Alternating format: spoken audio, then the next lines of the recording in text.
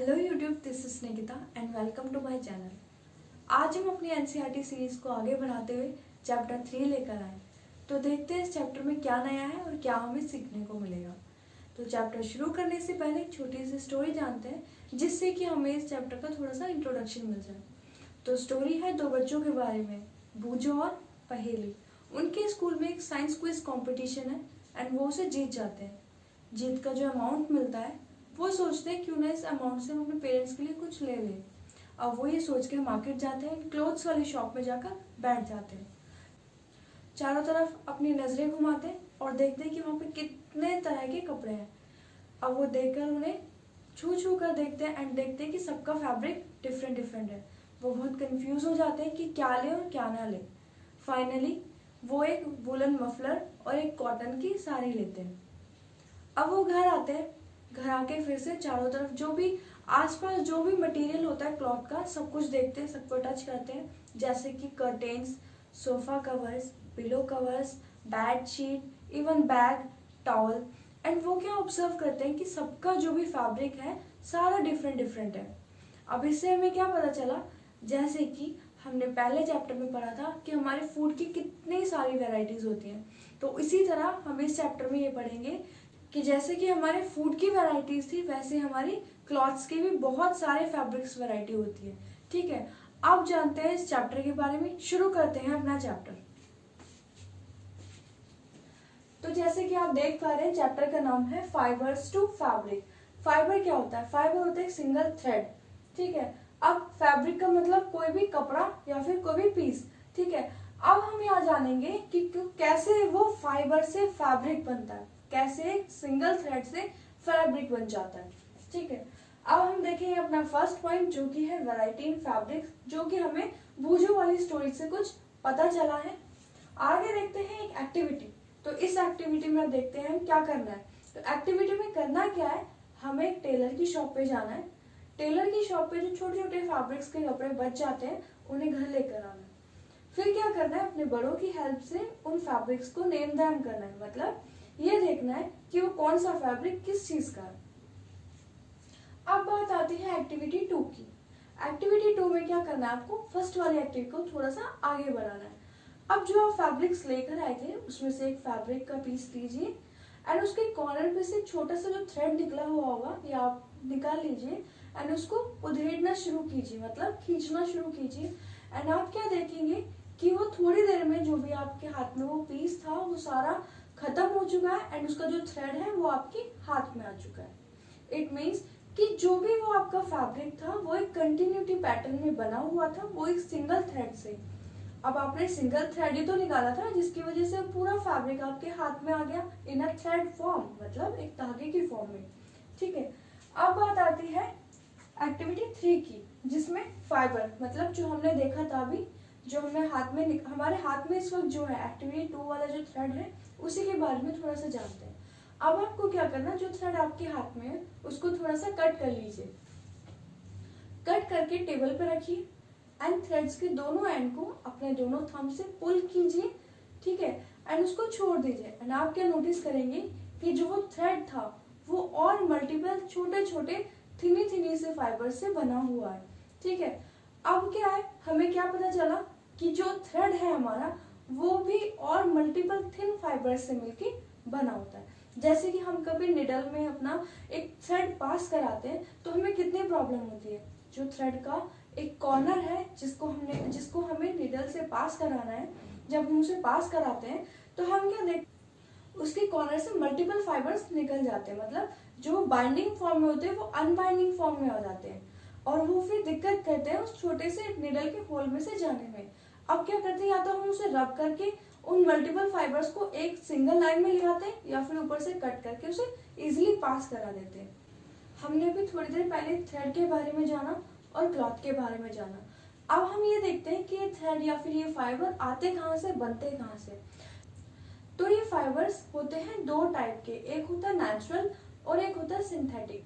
तो natural fibres वो होते हैं जो हमें नेचर से मिलते हैं, जैसे कि जो हमें प्लांट से मिलते हैं, एनिमल से मिलते हैं और इंसेक्ट से मिलते हैं। वूल, कॉटन, सिल्क। और सिंथेटिक फाइबर्स वो होते हैं जो मशीन में केमिकल्स के थ्रू बनाए जाते हैं। जैसे कि कुछ एग्जांपल्स देख लेते हैं, नायलॉन, पॉलिस्टर, एक्सेट्रा एक्सेट्रा।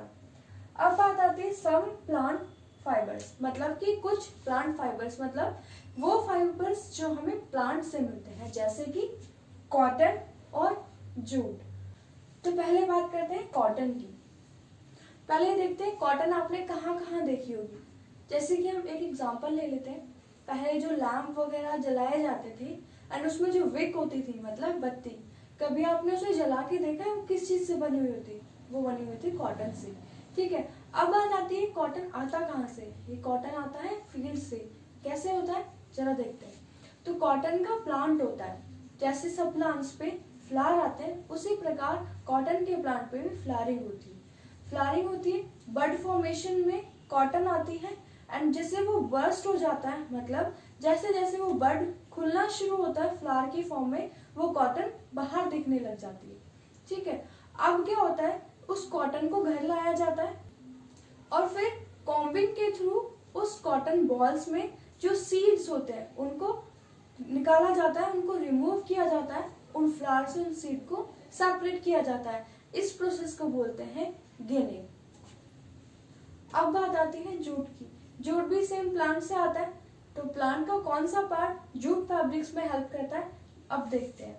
तो जैसे कि हमने चैप्टर फर्स्ट में प्लांट के पार्ट्स पढ़े थे, हमारा जो स्टेम वाला पार्ट होता है प्लांट का, वो हमारा जूट फैब्रिक्स बनाने में यूज होता है। एंड स्टेम वाला पार्ट कौन सा बताया था? जो रूट्स के ऊपर और लीव्स के नीचे वाला पार्ट जो होता है, मिडल पार्ट जो होता है प्लांट का, वो होता है हमारा स्टेम पार्ट। अब वो बनता कैसे, अब ये देखते हैं। तो जूट प्लांट रेनी सीजन में होता है, असम, बिहार और वेस्ट बंगाल की साइड हमें देखने को मिलता है। होता है क्या है, इसको डिप किया जाता है पानी में एंड फिर क्या होता है, कुछ दिनों बाद इसकी जो स्टेम है वो रॉट हो जाती है एंड जो फैब्रिक है उसे सेपरेट किया जाता है थ्रू हैंड। अब बात आती है हमारे फोर्थ पॉइंट की, स्पिनिंग कॉटन यार्न। मतलब कि कॉटन से अब क्या करना है, हमें यार्न बनाना है, थ्रेड बनाना है, फैब्रिक बनाना है फिर। ठीक है, अब वो कैसे बनेगा देखते हैं एक्टिविटी 4 में। जैसे कि आपने फोटोज में देखा होगा कि गांधी जी के पास एक चरखा रखा रहता था। अब वो क्या करते थे, उससे सूत काटते थे, मतलब कि वो एक कॉटन यार्न बनाना। ठीक है, अब सेम वही चरखे वाली एक्टिविटी आपको करनी है जैसे गांधी जी किया करते थे। तो एक हाथ में कॉटन लेनी है एंड एक हाथ से उसका जो व्हील है उसको घुमाना है एंड धीरे धीरे जो वो आपके हाथ में कॉटन है उसको थ्रेड लाइक फॉर्म में करके उस व्हील पे टक करना है एंड उसको घुमाते जाना है सो दैट कि वो एक सिंगल थ्रेड फॉर्म में आने लग जाए। इसके लिए आप अपने बड़े की हेल्प ले सकते हैं ताकि ये एक्टिविटी हो पाए। अब बात आती है यार्न टू फैब्रिक, जो कि आपका 5th पॉइंट है। मतलब अब हमने यार्न तो बना लिया, एक्टिविटी 4 में यार्न तो हमारा बन गया, थ्रेड तो हमारा बन गया, अब उससे फैब्रिक कैसे बनाना है वो देखते हैं। तो 2 पॉइंट है, मतलब 2 पार्ट्स होते हैं जिनसे हमें फैब्रिक बनाना है। फर्स्ट पॉइंट या फर्स्ट पार्ट कह सकते हैं या फर्स्ट प्रोसेस बोल सकते हैं weaving and second one is knitting. तो वीविंग जानने के लिए हमें एक्टिविटी 5 करनी है कि वीविंग होता क्या है। तो वीविंग में आपको क्या करना है, 2 कलर्स के आपको पेपर लेने एंड उनको कट कर लेना सेम लेंथ और सेम ब्रेथ के हिसाब से। ठीक है, एंड अब उनको ऐसे फॉर्मेट में आपको क्रिस क्रॉस करके चलना है जैसे कि हमारी मैट या फिर फोल्डिंग किए जाते हैं, फोल्डिंग बुने जाते हैं ना, तो उसी प्रकार से हमें ये वाली एक्टिविटी भी करनी है। इसमें भी आप सेम पापा की या भैया की भी हेल्प ले सकते हैं। अब बात आती है नीटिंग की। तो नीटिंग के लिए आपने क्या करना है, जैसे कि आप देखते हो कि हमारी जो ग्रैंड माँ होती है और हमारी मम्मी होती है, तो विंटर सीजन में क्या करते हैं, नीटिंग करी होती है, मतलब 2 निडल के थ्रू से ये किया जाता है एंड पूरा स्वेटर जैसे कि तैयार हो जाता है। अब डिफरेंस क्या है वीविंग और नीटिंग में। वीविंग में जैसे हमने देखा कि 2 स्ट्रिप्स, वैसे मतलब 2 थ्रेड की हेल्प से पूरा क्लॉथ बना जाएगा या फिर पूरा फैब्रिक बनाया जाएगा। एंड नीटिंग में हमने क्या देखा, सिंगल थ्रेड से पूरा फैब्रिक हमारा बन जाता है। अब यहाँ तक हमने बात कर ली कैसे कैसे फैब्रिक हमारा बना, कहाँ से आया। अब जानते हैं थोड़ी सी हिस्ट्री इसकी, ये कैसे आया और कैसे बनना शुरू हुआ। ठीक है, जैसे कि हम एंशिएंट हिस्ट्री में जाते हैं, मतलब अपने पुरानी हिस्ट्री में, पुराने काल में जाते हैं, तो हम क्या देखते हैं फोटोज में अर्ली मैन्स वगैरह को कि उन्होंने कपड़े नहीं पहने हुए थे और उसके बाद थोड़ा सा इससे चेंज आता है तो लीव्स मतलब पत्तों से उनका शरीर ढका होता है।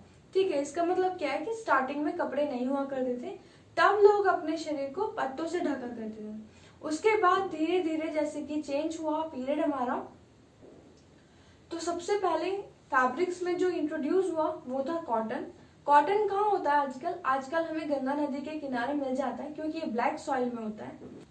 एंशियंट टाइम की बात करें तो एंशियंट टाइम में इजिप्ट में नाइल नदी के किनारे फ्लैक्स नाम का पौधा, जिसमें से सेम कॉटन निकलती है, एंड कॉटन का प्लांट मतलब फ्लैक्स और कॉटन दोनों ही नाइल नदी के किनारे पाए जाते थे। एंड अब हम क्या देखते हैं, तब तक कोई मशीन वगैरह तो थी नहीं, मतलब नीडल सिंग मशीन वगैरह तो थी नहीं, तो लोग क्या करते थे, जो फैब्रिक्स थे उनको सिर्फ अपने शरीर पे अपनी बॉडी पे ड्रेप कर लिया करते थे, मतलब लपेट लिया करते थे। उस वक्त तो हमारी मशीन और नीडल्स नहीं थी, लेकिन आज के समय में ये सब कुछ है। स्टिल अभी भी वो जो ड्रेपिंग वाला स्टाइल था आज भी अपनाया जाता है, जैसे कि साड़ी, धोती और पगड़ी। वो कोई स्टिच मटेरियल तो होता नहीं है, वो सिर्फ एक फैब्रिक होता है जिसको इस तरीके से ड्रैप किया जाता है कि वो एक पूरी ड्रेस बन जाता है। तो ये है कि कुछ स्टाइल हमारे अभी भी वही सेम हमारे एंशिएंट टाइम से चलते आ रहे हैं।